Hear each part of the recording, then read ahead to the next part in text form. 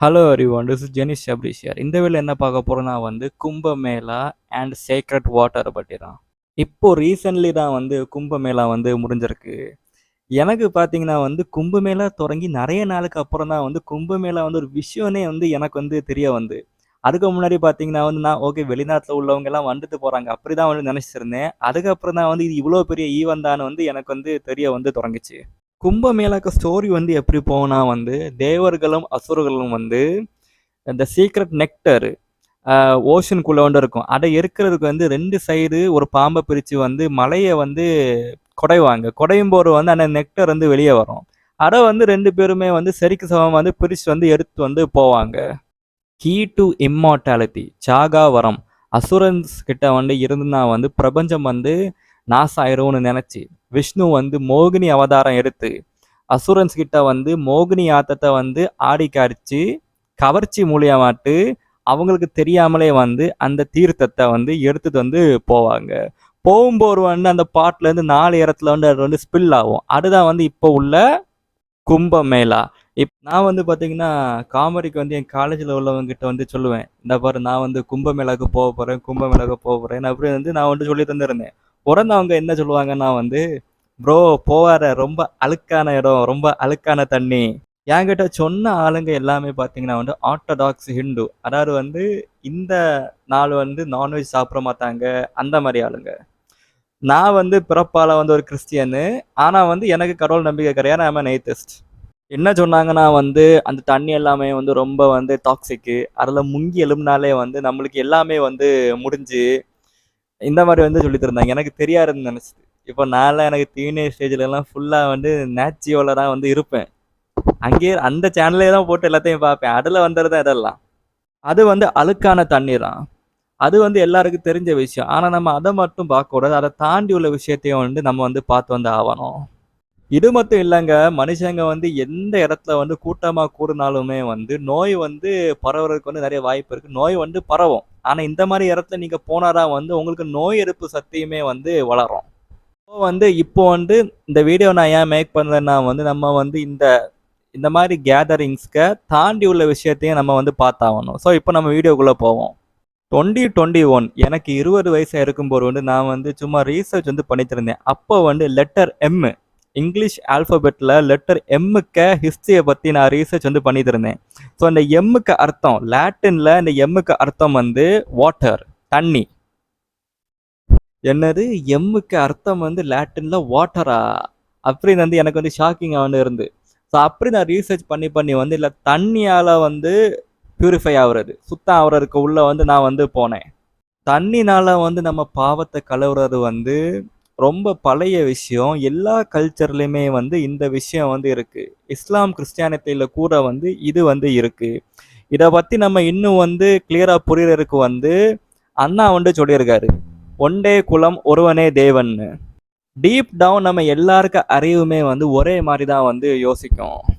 Primitive சைடில் இப்போ Albert Einstein மாதிரி யோசிக்கிற ஆளுங்களும் உண்டு, ரொம்ப முட்டாள்தனமா யோசிக்கிற ஆளுங்களுமே உண்டு. ஆனா டீப் டவுன் ரொம்ப உள்ள பார்த்தீங்கன்னா எல்லா மனுஷனுக்குமே சாப்பிடணும், ஷெல்டர் அதாவது பாதுகாப்புக்கு தேடி போகணும், உடலுறவு வைக்கணும், இதெல்லாம் தான் பிரிமிட்டிவ் எல்லா மனுஷனுக்குள்ளேயுமே இருக்கும். மனுஷனுக்கு எல்லா அறிவும் இந்த சென்ஸ்ல பார்த்தீங்கன்னா ஒரே மாதிரி தான் யோசிக்கும்.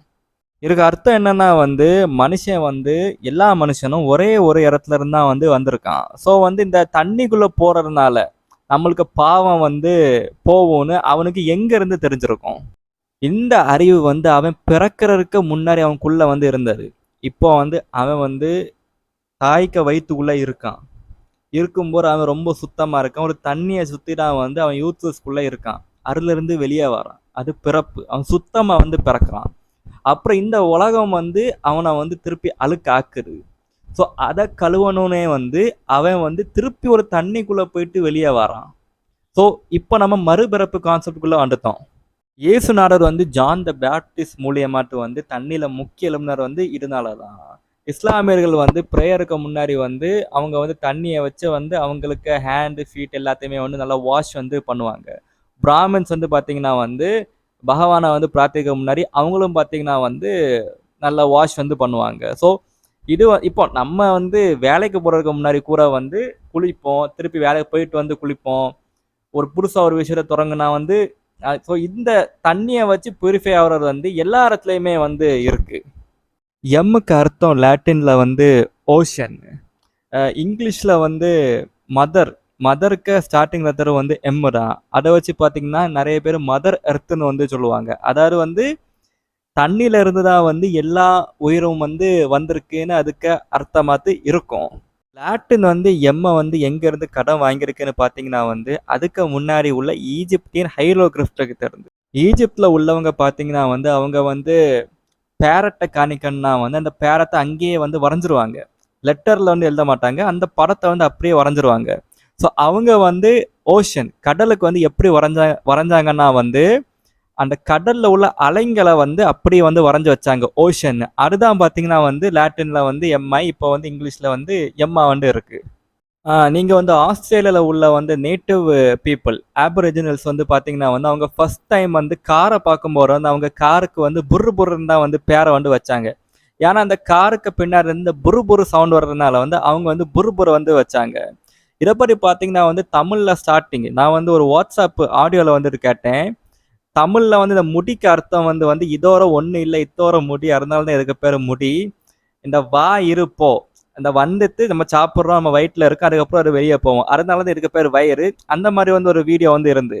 ஸோ ஆதி காலத்துல மனிதன் வந்து எல்லாத்துக்குமே வந்து ஒரு அர்த்தம் வச்சுதான் வந்து அதுக்கு வந்து பேர் வந்து வச்சான். அண்ணா சொன்ன மாதிரி தான் ஒன்றே குலம் ஒருவனே தேவன். மனுஷன் தான் வந்து அதை வந்து பிரிச்சு வச்சிருக்கான். நீங்க வந்து மதம் பரியோ ஜாதி பரியோ வந்து பாத்தீங்கன்னா வந்து நம்ம வந்து பிரிஞ்சிருவோம். நம்ம அறிவு பரி பார்த்தோம்னா வந்து நம்ம எல்லாருமே வந்து ஒன்று சேர்ந்துருவோம். அதுதான் வந்து அண்ணா சொன்னாரு, ஒன்றே குலம் ஒருவனே தேவன்.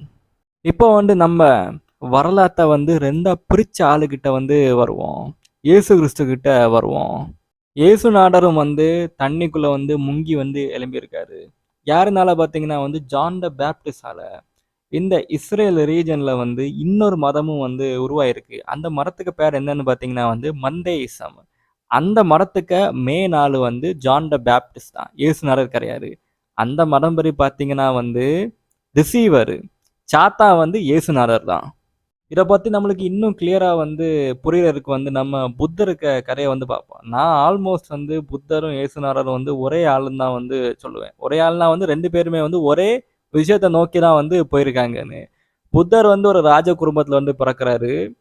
அப்புறம் அந்த இடத்துல வந்து அவருக்கு ஒண்ணுமே இல்லாதனால, அந்த இடத்துல வந்து சத்தியம் ஒண்ணுமே இல்லாதனால, உண்மை எதுன்னு இந்த நம்ம உயிரோட இருக்கிறதுக்கு உண்மை எதுன்னு கண்டுபிடிக்கிறதுக்கு வேண்டி அவர் வந்து அவர் ராஜாங்கம், அவருக்கு பொண்டாட்டி எல்லாத்தையும் விட்டு வெளியே வந்தாரு. வெளியே வந்து ஒரு யோகா இப்ப சொல்லி இருக்கிற இடம், ஒரு ஞானிய போய் பார்த்து கடைசியில வந்து போதி மரத்துக்கு கீழே வந்து புத்தருக்கு வந்து ஞானம் வந்து பிறக்கு. அதே மாதிரிதான் இயேசுநாதர் வந்து இந்த வாழ்க்கைக்கு உண்மை என்னன்னு தெரியறதுக்கு வேண்டி ஒரு இடமா வந்து அலைஞ்சிருக்காரு. அதுல போன ஒரு இடம் தான் வந்து ஜான் த பேப்டிஸ்ட்க்கு அந்த தண்ணிக்குள்ள முங்கி எழும்புறாரு. அதுக்கப்புறம் வந்து அதுலயும் வந்து அவருக்கு இது உண்மை கிடையாதுன்னு அவரு போய் பாலைவனத்துல வந்து இயேசுநாதர் வந்து என்லைட்மெண்ட் அதாவது வந்து அவருக்கு ஞானம் வந்து பிறக்குது. ஜான் த பேப்டிஸ்ட் உருவாக்குன இந்த மந்தேசன் ரிலிஜன் நீங்க பாத்தீங்கன்னா வந்து நீங்க ஒருக்கா மொத்தம் முங்கி எழும்ப மாட்டீங்க. நீங்க வந்து கண்டினியூஸா வந்து நீங்க வாழுற வரைக்கும் நீங்க வந்து முங்கி முங்கி எழும்பணும். ஏன்னா இந்த வாழ்க்கையே வந்து ஒரு பாவம். இந்த பாவத்தை கழுவுறதுக்கு நீங்க எந்நேரமும் முங்கி முங்கி எழும்புவீங்க.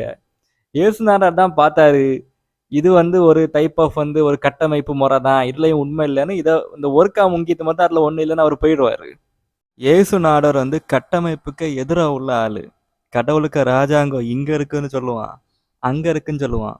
ஒரே இடத்துல இல்ல, உனக்கு உள்ளரா வந்து இருக்கு. அதாவது வந்து நீ எவ்வளவு முறையா மாத்தினாலும் உனக்கு உள்ள சுத்தமா இல்லாதா நீ ஒரு நாளும் வந்து சொர்க்கத்துக்கு போக முடியாது. ஒரு நாள் நீ நிம்மதி வந்து அடைய மாட்ட. எதுக்கு வந்து நம்ம தண்ணிக்குள்ள முங்கி எழும்பணும்? எதுக்கு வந்து சண்டே வந்து நம்ம சர்ச்சுக்கு போனோம்?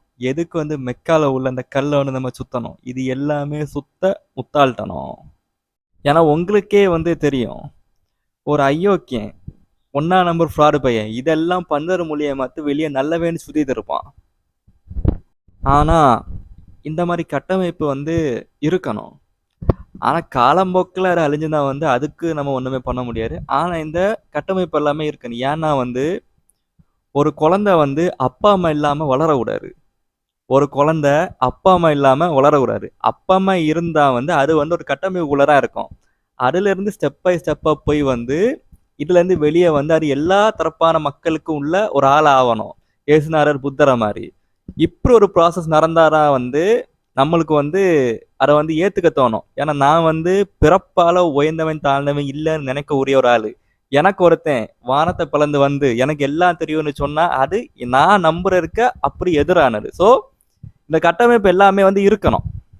விஷ்ணு வந்து கவர்ச்சியான மோகினி அவதாரத்தை எடுத்து அசுரன்ஸ் கிட்ட உள்ள தீர்த்தத்தை எடுத்துட்டு போனவர் வந்து அசுரன்ஸுக்கு வந்து சாகா வரம் வந்து கிடைக்கக்கூடாதுங்கிறதுக்காக தான். இயேசுநாதரும் பார்த்தீங்கன்னா வந்து நித்திய ஜீவன் எவர்லாஸ்டிங் லைஃப் பற்றி வந்து பேசியிருக்காரு. அதை நோக்கி தான் வந்து அவருக்கு பயணமும் வந்து இருந்திருக்கு. ஸோ இந்த எவர்லாஸ்டிங் லைஃப்னா என்ன? இந்தியாவில் உள்ள மரத்தை நீங்கள் எடுத்துக்கோங்க. ஜெயின மரமாக இருக்கட்டு, ஹிந்து மரமாக இருக்கட்டு, மறுபிறப்புன்னு ஒரு கான்செப்டுக்குள்ளே தான் வந்து அது வந்து இருக்கும். இந்தியாவில் பார்த்தீங்கன்னா வந்து புத்தர் மட்டும்தான் வந்து இந்த மறுபிறப்பு சம்சாரான்னு சொல்லுவாங்க. இதுக்கு வெளியே போனாதான் வந்து நம்ம ஞானம் அடைய முடியும்னு வந்து புத்தர் தான் வந்து ஃபர்ஸ்ட் வந்து பேசியிருப்பாரு. இந்த உலகத்தோட ஆசையிலேயே பார்த்தீங்கன்னா வந்து நீ உனக்கு வாழ்க்கையை வந்து நடத்தினா வந்து நீ ஒரு நாளும் வந்து நிம்மதியை வந்து அடைய மாட்ட. நீ வந்து ஆசைங்களை விட்டாதான் நீ வந்து ஞானத்தடைவேன்னு வந்து புத்தர் வந்து சொல்லியிருக்காரு. இதே தான் வந்து இயேசுநாதர் வந்து சொல்லியிருக்காரு. இது எதை சொல்லுவாருங்களே ஒட்டகம் வந்து ஊசி நூலுக்குள்ள போனாலும் பணக்காரன் சொர்க்கத்துக்கு போக மாட்டான். இப்படி சொன்னாலும் இயேசுநாதர். நீ என்ன பண்ற? அவரை கடவுளா வச்சு அவர்கிட்டயே வந்து காரு கேட்க, பிளேனு கேட்க, அவரெல்லாம் இதை கொடுத்தாருன்னு வேற சொல்லுற. எவ்வளவு பெரிய ஃப்ராடுத்தனம்.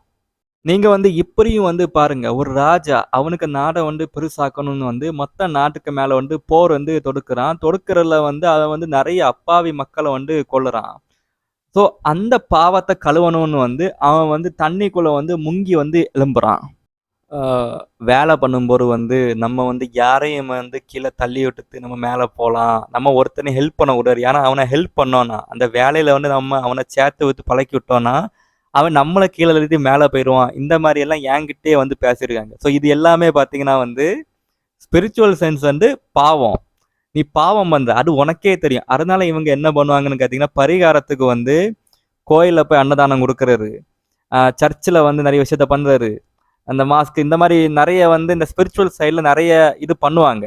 எக்ஸ்ட்ரா பணத்தையும் எஃபர்ட்டையும் போட்டு பண்ணுவாங்க. ஆனால் தான் பண்ணுறத வந்து எல்லாருக்கும் நான் தான் பண்ணேன்னு தெரியணும்னு வந்து விளம்பரத்துக்கும் நிறைய செலவு பண்ணி போஸ்டர்லாம் அடித்து ஒட்டுவாங்க.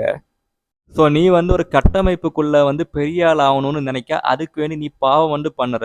அந்த பாவத்துக்கு பரிகாரத்துக்கு நீ வந்து நிறைய ரிச்சுவல்ஸையுமே வந்து பண்ணுற. ஸோ இயேசுநாதர் புத்தர் என்ன சொன்னாங்கன்னா வந்து நீ உன் வாழ்வியல் முறையே மாறிடு. இந்த சிஸ்டத்துலேருந்து நீ வெளியே வந்துடு. நீ வந்து இந்த இந்த இந்த சைக்கிளிக் சிஸ்டம் இதுலேருந்து நீ வெளியே வந்தனா நீ வந்து இந்த புத்தர் இயேசுநாதருக்கு இந்த சிஸ்டத்துக்குள்ளதான் நீ வந்து வருவ. ஆசையை விடுன்னு அந்த சிஸ்டத்துக்குள்ள. And that's it your own. அதாவது எனக்கு புரிஞ்ச விஷயத்த 24 வயசுல எனக்கு புரிஞ்ச விஷயத்த நான் வந்து இந்த வீடியோவில் வந்து நான் வந்து சொல்லியிருக்கேன். சேக்ரட் வாட்டரை பற்றி இந்த காளியங் வந்து சொல்லியிருக்காரு.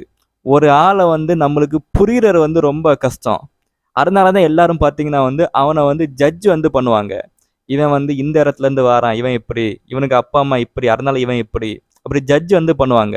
அப்படி பண்ணக்கூடாது. நம்ம வந்து அவன் எப்படின்னா அவனுக்கு அந்த உளவியல் எப்படின்னு நம்ம புரியறதுக்கு ட்ரை பண்ணணும். அப்போதான் வந்து பார்த்தீங்கன்னா வந்து அதுக்கு ஏற்றபடி வந்து அவன்கிட்ட பேசி அதுலேருந்து வெளியே கொண்டு வரணும்.